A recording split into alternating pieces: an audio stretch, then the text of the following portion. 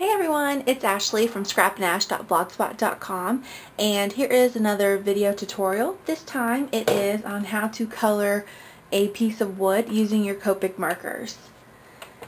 And this is another cool technique that you can do with the alcohol markers. And this video might be kind of fast. My camera battery's dying, I think. But first, just take an image that has a piece of wood, or if you make your own wood floors or something else, wood. But this is a dollar stamp from Joann's from Inkadinkadoo from their Valentine's collection, I believe, because they were all Valentine themed. And it's a little beaver, and it has a log that has carved out hugs. So I have a plain copy for us to work on. And I'm mainly obviously going to use some browns. And I like to use, I have them written on the side over here, but E31, E33, E37, and the darkest at E47, and then I use the colorless blender to make the cutout area a little lighter. So the first thing you're going to do is I'm going to use the E33, the sand color, and I am going to color the whole piece of wood. And I'm just going to give it a nice even coat.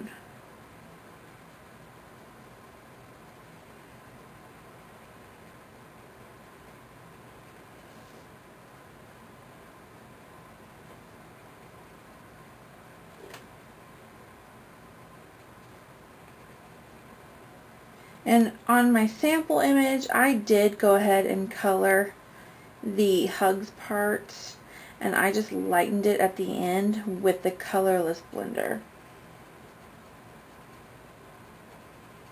We're going to go ahead and color. Okay. Then we are going to take the next darkest color, which is E37, and I am just going to make some shadows, just kind of flicker them in. And it is okay if your work is not even. Wood actually just has like a natural uneven texture. Now this is the important part. If you can tell which way the wood grain goes, make sure you follow that. But obviously with the little spiral, it goes downwards.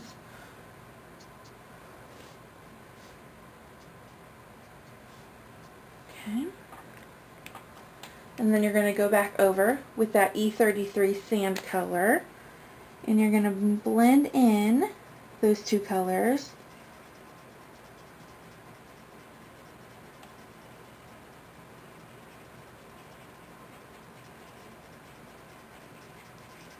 So I just kind of go over the whole image. Okay. Then we're going to take the darkest color, E47, which is dark brown. And if you want to use both tips, sometimes I feel like I just always use the one end. This is a really good time to use your chisel tip. And if you hold it so that the point goes down, and you just kind of color in, because just kind of do the same thing that we had done earlier. It makes really nice thin lines. But just to show you, you can still use the brush tip, but I never really ever get to use that, so it's always nice when I can play with that tip. And same thing, gonna go over with that E33 again. So it's gonna feel like a lot of repeat steps, but wood has so many colors and textures and patterns in it. My marker is almost dry, so you might not have to go over it as hard.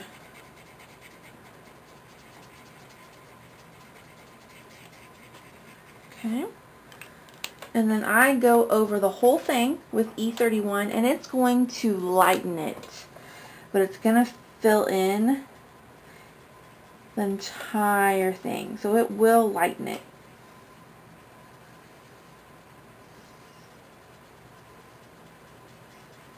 But in my opinion, it blends the color even better, and it smooths it out, so it gets that wood texture.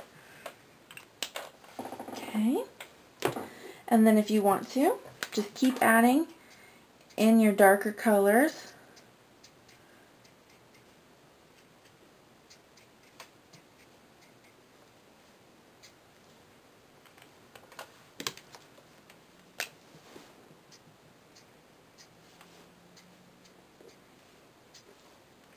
Okay.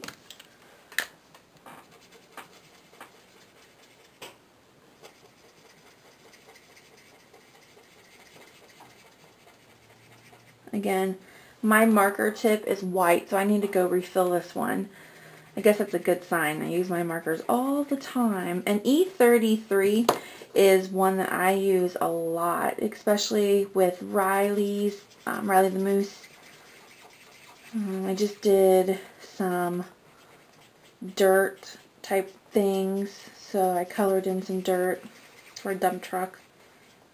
Okay. So there is my wood pattern, and the last thing I'm going to do is take the 0, which is colorless blender, and I'm just going to color in that hugs area, because when a beaver chews the wood, there's always a noticeable difference in the colors.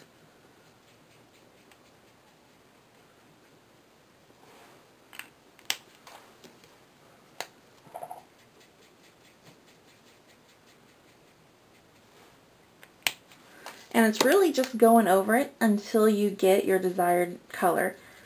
So,